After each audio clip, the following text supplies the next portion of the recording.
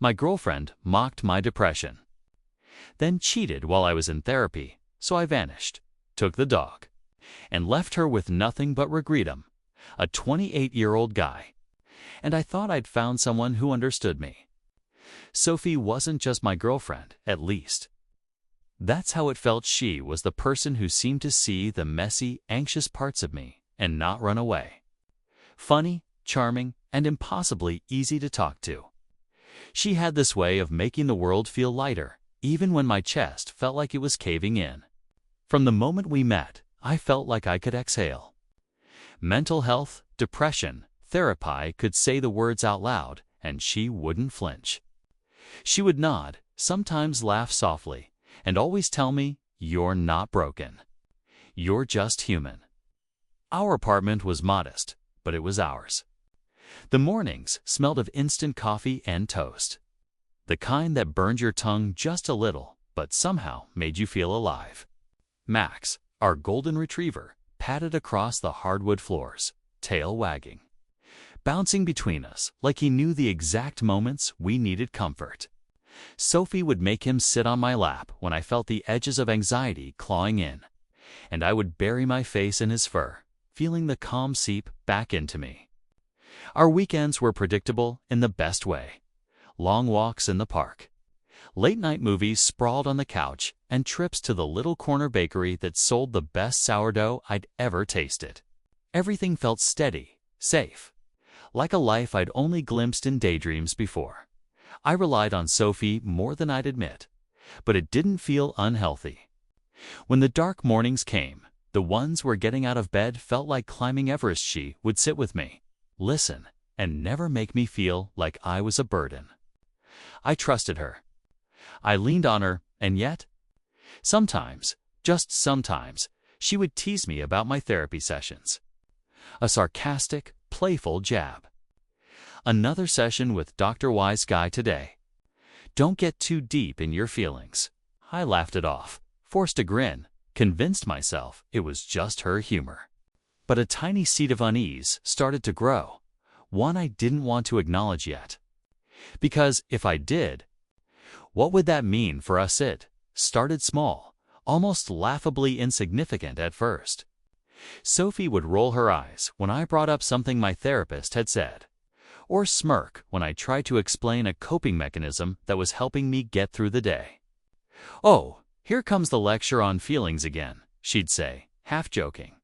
But there was always that tiny edge underneath, a sharpness I tried to ignore. I told myself I was overreacting, that maybe I was just too sensitive, that this was the price of being in a relationship with someone who liked to tease. I wanted to believe her warmth outweighed the little stabs of condescension. I noticed it more in private moments, when no one else was around. If I admitted feeling anxious about work, she would laugh softly, shaking her head. "You worried too much," she'd tease. And I would nod, forcing a smile, swallowing the sting, because I loved her. I thought it was normal, the playful teasing, a way to keep things light. But each time, a little piece of me recoiled. A quiet voice whispering that maybe this wasn't harmless. The worst part was that I kept confiding in her. My late-night texts, my trembling admissions that sometimes the darkness felt too heavy. She knew everything. And instead of purely comforting me, she occasionally used that knowledge like a weapon wrapped in humor. One evening, curled up on the couch, Max asleep at our feet, I said, "I can't stop thinking about failing at work again. It's like everything spirals." She smiled, a small, knowing smile, and said, "Well, maybe your feelings are just bigger than your brain can handle." I laughed. But it cut deeper than I wanted to admit. Friends noticed it too. They'd drop comments like, "Does she always joke about your feelings?" I shrugged it off every time, defended her, told myself they didn't understand. And deep down, I wanted so badly to ignore that nagging discomfort, to hold on to the Sophie I loved. But the cracks were growing, subtle yet undeniable, like hairline fractures on glass. And I didn't know how long it would be before they shattered everything. Therapy became my lifeline. I started looking forward to those sessions like they were the only place in the world where I could speak freely without judgment. My therapist listened, asked the right questions, and slowly helped me peel back layers I hadn't even realized were there. That's when the truth hit my Sophie's jokes. Her sarcastic little digs weren't harmless. They were undermining me, chipping away at the trust and stability I had built around myself. It was a bitter realization because I had spent months, maybe years, believing that love was supposed to feel safe, that it was supposed to lift you up, not quietly tear you down. I started paying closer attention, noticing patterns I had once ignored. When I expressed vulnerability, she often dismissed it, turning my words into punchlines. When I shared a breakthrough from therapy, she would smirk and say, "Well, that sounds exhausting." The words weren't cruel on the surface, but the tone always sharp, always with that hint of superiority stung. I began to feel small in moments that were supposed to be sacred, supposed to be ours. I tried talking to her about it once. "Sophie, sometimes it feels like you make fun of my therapy." "It hurts," I said quietly one night while Max lay between us, ears twitching at the tension. She tilted her head, smiled, and said, "I'm just teasing you. Don't take everything so seriously." And I wanted to believe her. I really did. But the unease had started to fester, a persistent ache that no joke or reassurance could erase. At the same time, subtle signs of something else started appearing. Hidden messages on her phone, whispers of secrecy, sudden late nights she couldn't explain. My gut tightened every time I noticed, but I didn't want to confront it. I kept asking myself if I was imagining things, if the dark cloud of my depression was just making me paranoid. Yet, even as I tried to cling to the safe, warm version of Sophie, I couldn't shake the feeling that something was off, something I wasn't ready to see. Something that would soon explode and leave my world in pieces. It started with little things. Tiny inconsistencies that I almost missed if I hadn't been paying such close attention. Sophie's phone would buzz and she'd jump slightly, like she wasn't expecting it, even when it was just a text. She started guarding it, keeping it face down, leaving the room when it rang, muttering excuses about work or friends I didn't know. One evening, I noticed her laugh at something on her screen, a little too private, a little too intimate, and my stomach dropped. I tried to brush it off. Maybe it was harmless, I told myself. Maybe I was imagining the whole thing. But that gnawing feeling in my chest wouldn't let me. Max was the only constant. As I sat on the edge of the bed, staring at the patterns on the carpet, he nudged my hand with his cold nose, as if sensing my unease. I tried to tell myself it was paranoia, but the anxiety in my chest wasn't the kind that could be laughed away. The more I noticed, the more I started questioning every little detail, the way Sophie would forget to mention plans, the strange text notifications that disappeared too quickly to read, the sudden defensiveness whenever I asked a casual question about her day.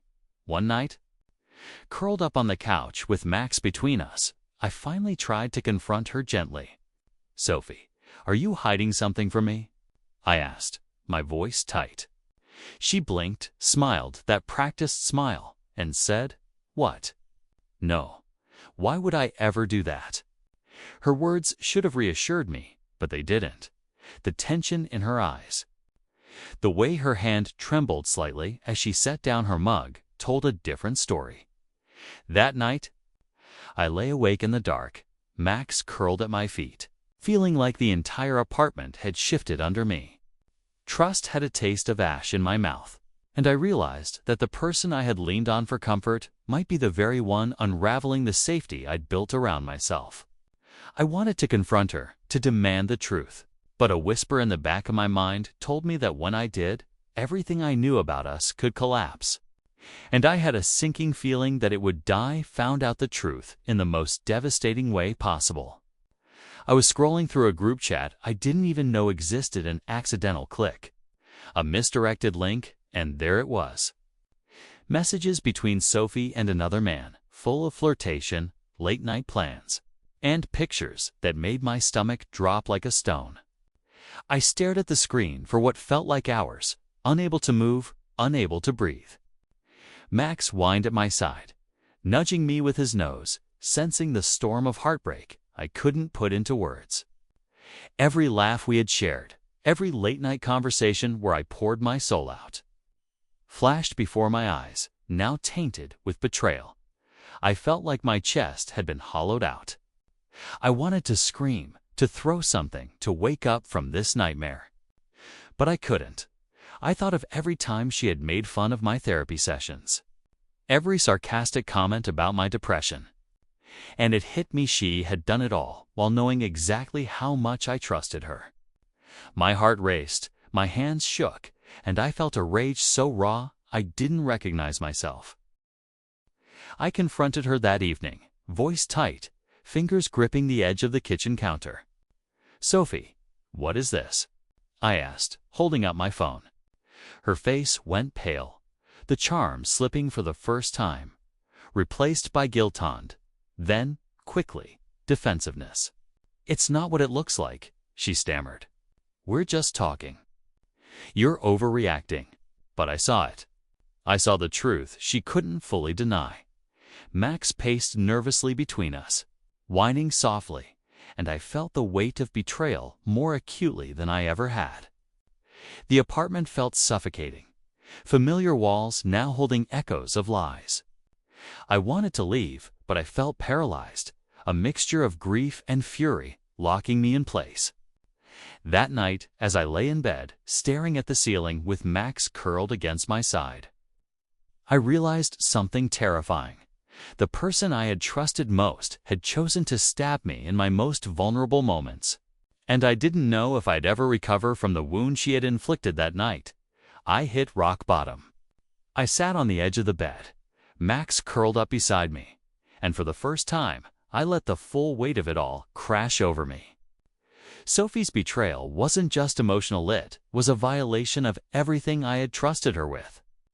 Every confession, every dark thought, every tear I had let fall in her presence had been met with mockery, or, worse, indifference.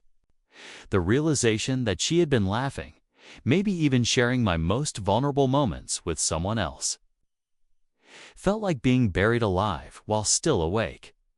I couldn't sleep. Every noise in the apartment seemed amplified. The hum of the fridge, the creak of the floorboards, the soft whine of Max wanting reassurance I couldn't give. My chest ached, my head throbbed, and I couldn't stop the tears. I tried to distract myself with music, with scrolling through my phone, with anything but everything reminded me of her. Every shared photo, every text, every memory now felt tainted, poisoned by deceit. I remembered calling my friends in the past, desperate for comfort, but I couldn't even bring myself to reach out this time. Shame weighed heavier than grief. I blamed myself for trusting her, for believing in her empathy, for opening myself up so completely. Max nudged my hand, whimpering softly, and I realized he was the only one left who hadn't hurt me, the only one who hadn't betrayed my trust. By morning, I was exhausted, hollowed out, and numb. I walked to the kitchen, staring at the coffee pot as if it could give me answers. I knew something had to change. I couldn't stay here, in this apartment, with this person who had weaponized my vulnerability. The fear, the grief, and the helplessness mixed into a single, suffocating emotion. I had to leave, but I didn't know how. And in that moment, lying awake with Max at my feet, I realized that escaping Sophie's shadow might be the only way to survive and, maybe, just maybe, reclaim myself after a few sleepless nights. The decision became crystal clear. I couldn't stay. Sophie had turned our home into a cage, and every corner reminded me of lies and betrayal. I started planning quietly, meticulously. I couldn't let her manipulate me one last time. I had to vanish, take Max with me, and make sure she faced the consequences of her actions without me needing to yell, fight, or beg. I spent hours mapping out logistics. The lease, The bills, my few savings, and Max's essentials all had to be covered. I didn't want a confrontation.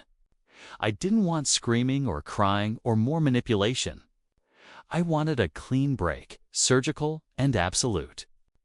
Every night, I imagined leaving early in the morning.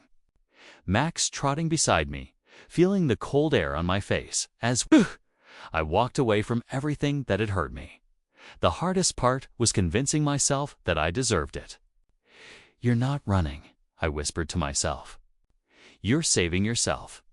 I went over every excuse Sophie might use: guilt, tears, charm.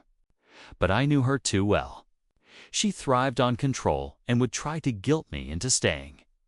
That's why I needed to be ready, emotionally and practically, to leave without a backward glance. I packed little by little, almost ritualistically, so that it wouldn't look suspicious. Toothbrush, clothes, Max's leash, a few sentimental items I couldn't bear to leave behind. The adrenaline built inside me with every item tucked into the bag, my heartbeat sinking with the plans forming in my head. Every detail mattered.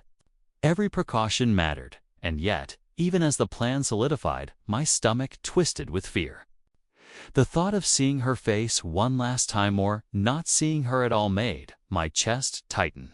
I knew that when the day came, nothing would be the same. And deep down, I understood this wasn't just about leaving her. It was about reclaiming myself. But would I be brave enough to follow through when the moment finally arrived the morning I left? The apartment felt heavier than ever, like the walls themselves were holding me back. I moved quietly, careful not to wake Sophie, who had spent the night scrolling on her phone like nothing had happened. Max padded beside me, tail low but steady, sensing the tension in the air. I packed the last of my things, tucked away the few valuables that meant the most, and double-checked that the doors and windows were locked behind me. Every step felt surreal, like I was sneaking through my own life. I whispered to Max as we stepped outside, "This is it, buddy. We're getting out." The morning air hit my face, crisp and biting. But for the first time in weeks, it felt like freedom. Streets that once felt familiar now stretched before me like a path to something new, something safe. Each block we passed, I felt the weight of betrayal begin to lift, replaced by adrenaline and a flicker of hope I hadn't felt in months.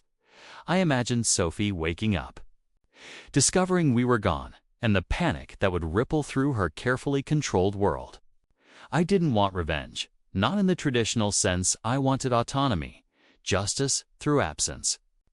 Max yipped softly, as if agreeing with me, and it gave me a strange, comforting sense of courage. The city was waking around us, cars humming, people starting their day, oblivious to the small act of liberation unfolding on the quiet sidewalk. My hands shook as I adjusted Max's leash. But each step forward solidified a truth I had been denying. Leaving wasn't betrayal. Staying would have been. I felt a sting of sadness, a pang for the life I thought I had, but it was over. Over and unreachable. As we walked further away, a mix of relief and dread settled in. I had no idea what Sophie would do, who she would call, or how she would react, but I also didn't care anymore. For the first time in what felt like an eternity, I was moving for myself. And I knew, somewhere deep down, that once I crossed this invisible line, nothing could pull me back. By mid-morning, the first texts started coming in. Sophie's name flashed across my phone, an unfamiliar urgency behind each notification. "Where are you? Answer me. Max." Her panic was palpable, even through the screen. I didn't respond. I wanted to feel something: guilt, regret, maybe relief, but all I felt was clarity. For the first time in months, I was untangled from her manipulation. The calls followed shortly after. My phone rang incessantly, vibrating against the table like a warning I couldn't ignore. I let it go to voicemail. I imagined her pacing through our apartment. The space that had once been ours, now empty, echoing with the absence I had created. Max leaned against my legs, grounding me. Steady presence reminding me that loyalty didn't always come with betrayal attached. Then came the messages through friends. Sophie had reached out to mutual acquaintances, trying to gather information, to coax details from people who didn't know the full story. She painted herself as the victim, the misunderstood, the wronged party. And in every attempt, I saw the truth of her character laid bare: manipulation. Charm, lies spun so neatly they almost fooled everyone. But not me. I knew exactly who she was. I remember sitting there, phone in hand, feeling a slow, dark satisfaction settle in. Not vengeance, not cruelty, just the pure knowledge that her panic, her frantic attempts to control me, were powerless now. She had nothing but the walls she had built around herself, and she was trapped in them. Max licked my hand, and I laughed quietly to myself. She had underestimated both of us. Even as her frantic texts kept coming, I didn't flinch. I didn't reply. I didn't let her pull me back into the storm. And in that silence, I realized something profound. Leaving silently, disappearing entirely, was the ultimate confrontation. The apartment, the betrayal, the lies, they all belonged to her now. I had taken myself and Max, and nothing she could do would ever touch us. Agunai moved to a new apartment a few weeks later, in a part of the city I didn't even know existed until I stumbled across it while looking for a fresh start. The walls were bare, the air smelled faintly of paint and promise, and Max immediately claimed the sunlit corner by the window as his throne. I unpacked slowly, deliberately, surrounding myself only with the essentials and the small comforts that had nothing to do with Sophie. Each item I placed on a shelf or tucked into a drawer felt like reclaiming a piece of myself I'd lost over months of betrayal. Therapy became a sanctuary again, but this time with a different purpose. I wasn't just talking to untangle confusion or justify my emotions. I was building armor, constructing boundaries, and learning how to trust myself first. I began to notice how much lighter the world felt when I wasn't constantly bracing for manipulation or ridicule. Every session left me with a little more clarity, a little more strength, and a little less fear of my own feelings. Max thrived too. He ran through the nearby park with a joy I hadn't seen in weeks, ears flapping in the wind, tail wagging as if he knew we had both escaped something dangerous. Seeing him happy, unburdened, made my own small victories feel monumental. I started connecting with friends again, meeting new people, and even laughing, really laughing, for the first time in months. There were still moments when memories of Sophie crept in, sharp and bitter, but they were fleeting. I would look at Max, his golden fur glowing in the late afternoon sun, and remember that I had chosen freedom. I had chosen myself. I had survived the lies, the betrayal, and the mockery, and I was stronger for it by the end of each day. As I closed my eyes in the quiet of my new apartment, I felt at peace, tinged with empowerment. I wasn't just living anymore. I was rebuilding, and nothing she could do would take that from me. For the first time in a long time, I felt whole weeks passed, and I began to hear about Sophie indirectly through mutual friends. Subtle social media updates, little breadcrumbs she left to try and gauge my reaction. She had moved quickly, or at least tried to, flaunting a new life like nothing had happened. Photos of dinners, trips, nights out, each one carefully crafted to show she was happy, untouchable, and thriving without me. But I knew the truth. I didn't need to reply, confront her, or validate her illusions. Silence was the confrontation.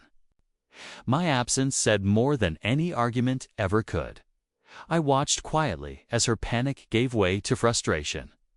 Friends who had once smiled at her charm began to notice cracks, missed promises, defensive lies, her subtle mockery of my oversensitivity now bouncing back at her in ironic clarity. She was still spinning her stories, trying to manipulate perception, but without me as the audience, the narrative faltered. I could almost hear the frustration in her voice through the stories reaching me. She had lost control, and there was nothing she could do about it. Every time I thought about responding, I reminded myself why I didn't. No words could undo the years of betrayal, the mocking of my pain, or the emotional games she played.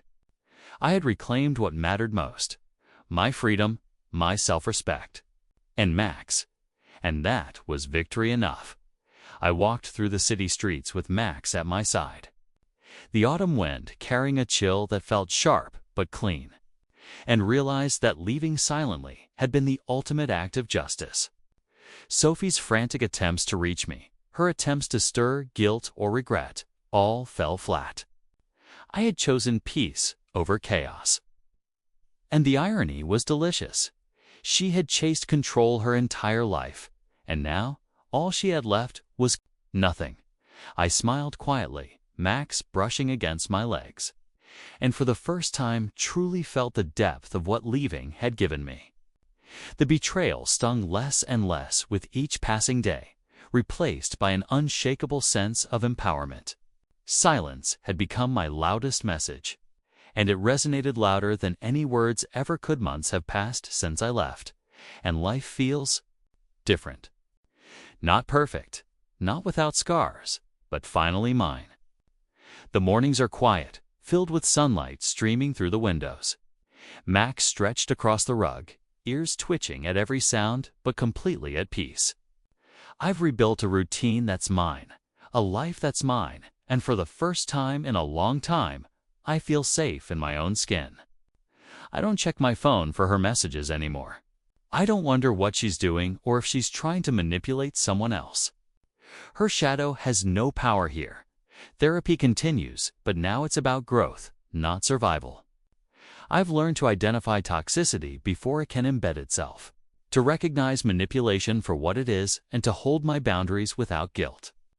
Max is my anchor, reminding me daily of loyalty that doesn't betray, of love that doesn't mock, of companionship that's unconditional. Together, we've reclaimed the world we lost, one small victory at a time. I still remember the mornings of despair, lying awake while Sophie flaunted her lies, while I felt hollowed out and worthless. I remember the ache in my chest, the endless questioning of whether I was too sensitive or too broken. And I remember the first step out the door, the rush of cold air, and the certainty that I would never allow someone to weaponize my vulnerability again. That day, Max and I didn't just leave an apartment. We left an entire chapter of pain behind. Now, I walk forward with a quiet confidence. I laugh without hesitation. I plan without fear. And I love without the weight of betrayal pressing down. Sophie exists somewhere in the past, a cautionary tale, a reminder of what I survived. And every time I look at Max, tail wagging, eyes full of trust, I am reminded of the ultimate truth. I left broken, yes, but I returned whole, stronger, smarter, free.